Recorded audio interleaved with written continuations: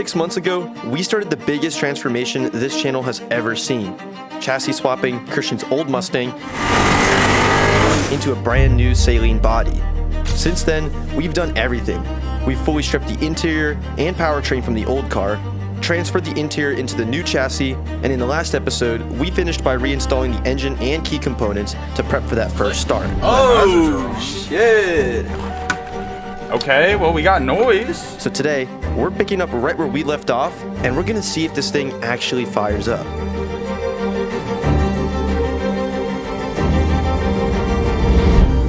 Little nervous, but have the fuel injectors unplugged. I'm just gonna crank it over like twice, try and build up some oil pressure, and then we'll go for a start. All right, you ready? Yeah.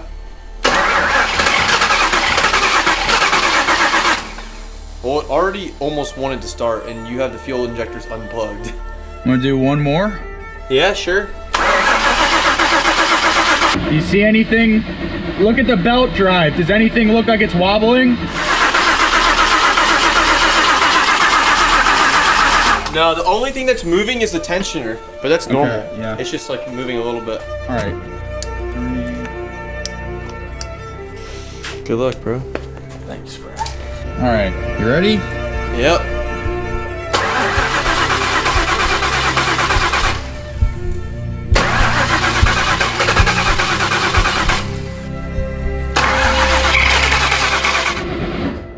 Oh yeah, there we go. She'll start here in a second. Yeah, that's it.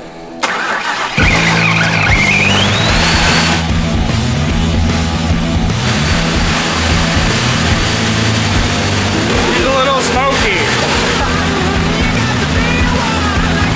It's so loud. Right now, we don't have the exhaust tips on, so it's just straight dumping to the ground. We have it past the X pipe and over the axle, but it's just dumping, and there's probably like 10 exhaust leaks. I forgot how loud this thing was.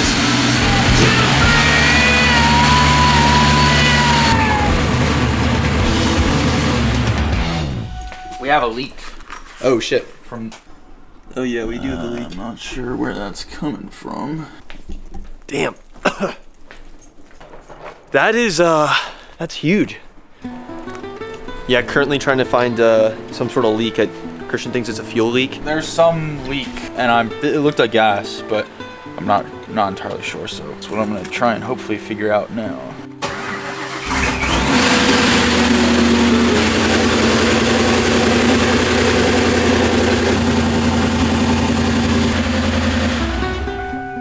I think there's just like a pinhole in it. That's what it sounds like. In the return line. Yeah.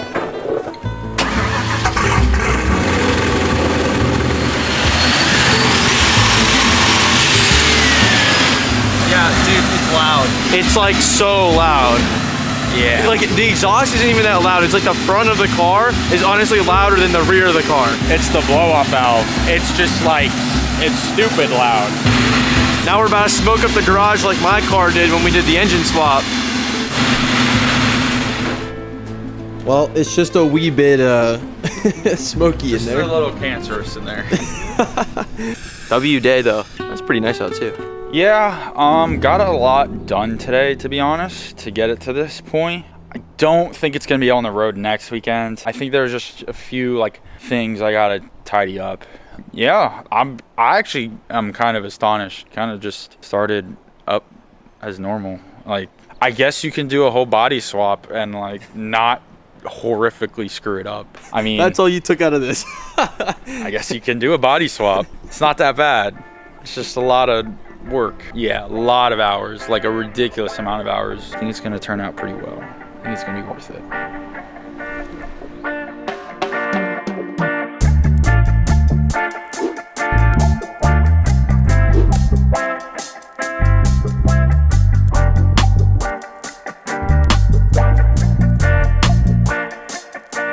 So in the last video, you saw us figure out exactly what belt size we needed.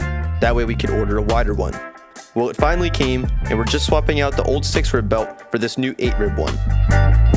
After that, Christian is doing an ABS delete, since his blow-off valve was running into the ABS module after the 8-rib swap. And finally, here he is bolting up his Cobra seats, completely finishing the interior. Next up, we're gonna dial in the Salene's front suspension. Today is bro's first time adjusting coilovers. Literally, I've had, well, my Civic has coilovers, but I love the fitment on it. Never touched it. I guess this is the only other time I've had coilovers, so. Never touched them before. This isn't a stance car, if you couldn't tell. So we're just gonna go for maybe like a 2-finger gap, I think would be good. Set it there and see how it looks. Try to get it first try. We're gonna try and get it first try, and then not ever touch it ever again. So I'm good with the ride height roughly on both of them. Just wanna make sure they're even. So we'll measure it and then I guess set both of them to the same height and then lock them in place. I don't know, I haven't really looked this up too much. I think that sounds right? He'll be all right, I'm the stance god. Stance God is here to help me. He's gonna try and camber my wheels out 45 degrees and lower me so sparks fly on everything, but we should be in good hands. You know what they say, if sparks don't fly, your ride's too high. See if they at least fit. Yeah, sure. All right, let me get the calipers because I guess it's the best way to measure these. This one's a tad bit bigger at 0.95, we'll say. So this one, we just want to get this one like.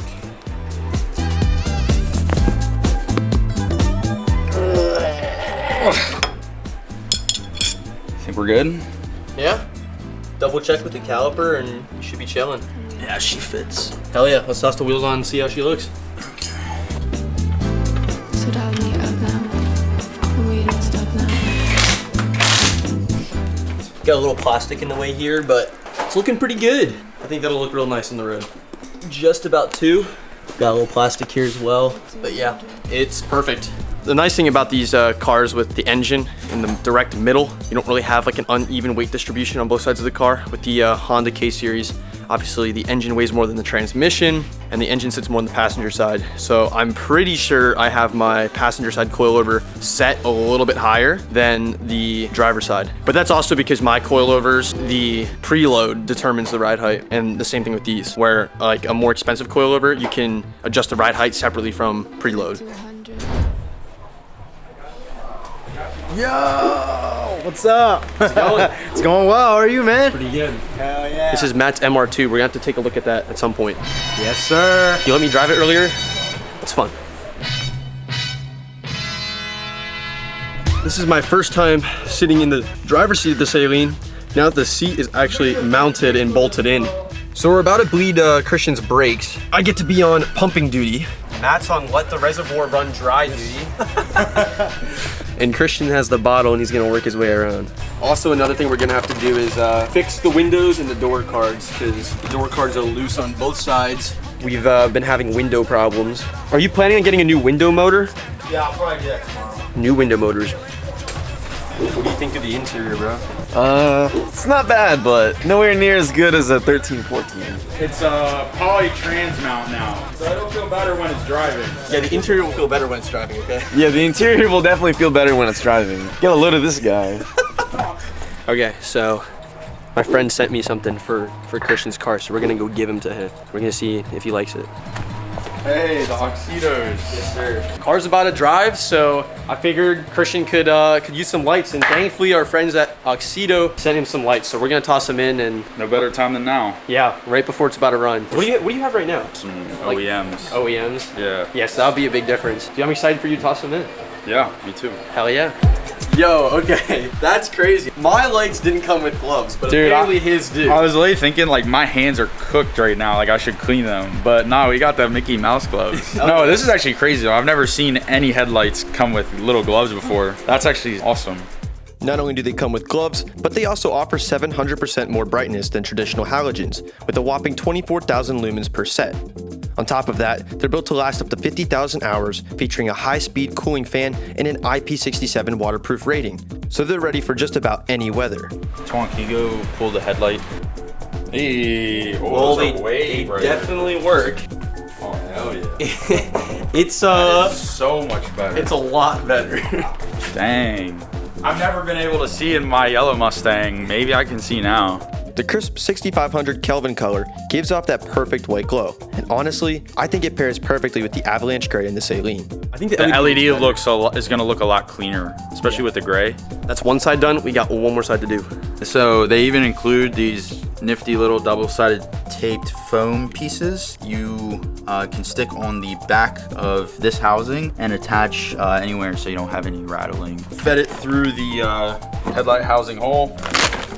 And that's one thing I love about new edges are the headlights are just held in by 2 tabs. So I think these quite literally are the easiest headlights in the whole world. But yeah, we're gonna go ahead and take this double-sided tape and we're just gonna stick it right on the inside of our frame here. And then that'll allow us to have a nice clean installation.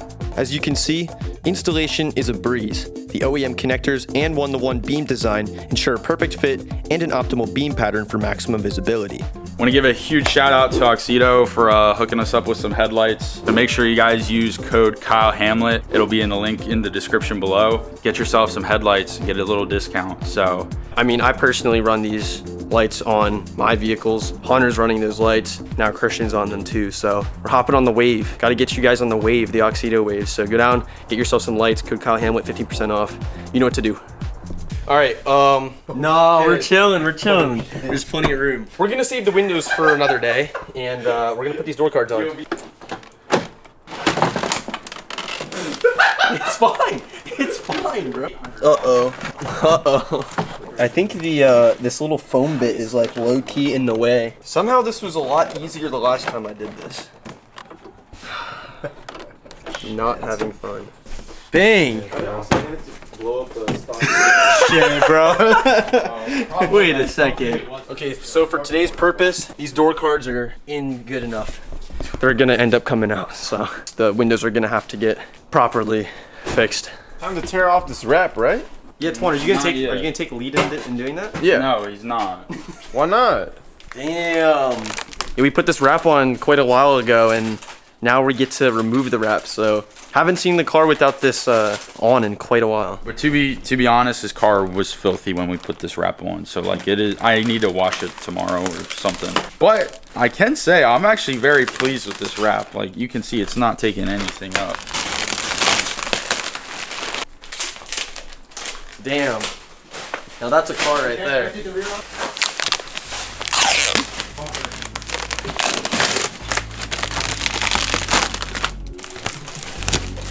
Damn, we got a car now. Rounds on the table, she say, I can't even fake it. I like. Damn, bro, that fitment's insane. Hell yeah. Whoa, no, hold on. wait. Nice. Yep.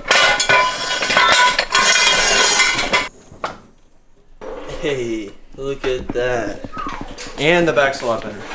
Dude. That's as low as it's gonna get. I'm not touching the rear. The front, if anything, might have to raise it. I don't know.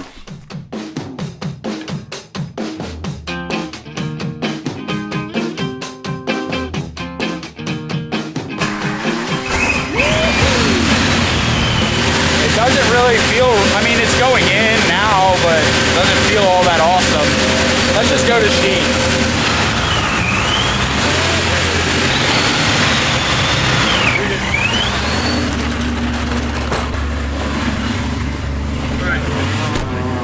All right, first drive. Here we go. It feels a lot better now. That's good. I think it just needed to warm up. Yeah. Oh, we didn't f***ing torque down the wheels. We didn't f***ing torque down the wheels. Oops. I was like, what the f*** is that noise? All right, take 2. Take 2. And here we are pulling over again, because about 30 seconds later, we heard some pretty aggressive rubbing coming from the rear end. All right, pit stop number 2. The rear end is making some interesting noises. How does it look from the back? I mean, it looks all right. I would probably just scrap the whole car if I was him. However, after taking a look, we couldn't find any signs of unusual wear and tear, so we decided to continue driving. Take 3. And that noise you're hearing is what had us concerned. I don't like that one bit. We're just gonna really baby it. Well, we made it to sheets. Okay, so like everything but the rear brakes and or axles feels good, like, but I don't know, I'm not sure yet. That was not a perfect first drive by any means, so I gotta go figure that out.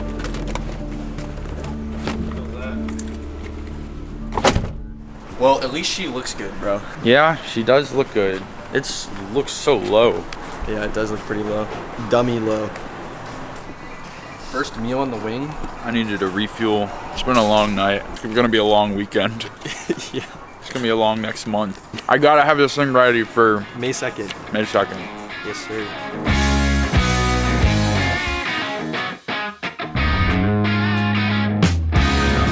I'm not gonna lie, I don't know what happened, but the window works on the passenger side. Still doesn't work on the driver's side. Does not work on the driver's side. One miracle at a time. One less window motor to get to buy. On the bright side, the LED headlights look pretty good. No pun intended. We definitely need to adjust them because they're kind of pointed at the ground right now, but I can tell they're much brighter than stock. Much brighter. For sure. Well, we're back at the shop, and I'd say that was a reasonably successful first drive. Yeah, we definitely have something to figure out in the rear end here. Other than that, the car drove pretty good. The throttle felt good. No weird bogging or like rev hang or anything like that. That all felt good. Transmission felt good. I couldn't be happier with the looks. This is like perfect. There's a few major cosmetic things I want to do, but nothing too serious. I want to wrap the roof black, tint the windows, and fix some little things here and there. Still have to put the exhaust tips on. But yeah, not bad, not bad. Hopefully I don't have to get new axles, but if I do, I'm just gonna get them, you know, gotta figure that out. But good first drive. Not great, not horrible, but I was pretty sure something was gonna be a little funky with the rear. Go ahead and hit the like button if you guys wanna see some more content with this thing, because we will be having this thing outside this summer. We were pretty active last year, but this year we got some big things planned. It'll be fun, it'll be fun. I'm excited. Got a lot of stuff planned, so you guys will be seeing plenty more of this car in the near future. So I think the axles might have just seen a bit too much. It's kind of odd. It's an odd situation. I put the car up on jacks, drove the car, and you could see the wheel kind of go like this. We're gonna go ahead and replace the axles. I was watching when we were at the drag strip in November back in slow motion on that initial hit. You can see like the tire fold and like the wheel kind of like hop. I was definitely not slipping the clutch enough, and I think that might have been what did it. I don't know. Maybe it's because we have new brakes and pads and everything that it just, yeah, screw it. Next time you guys see the Saleen, she'll have some new axles, and hopefully this time we'll actually be able to get to drive her. I've been outside with the mice, eating that chicken and rice, while it was still with the mites.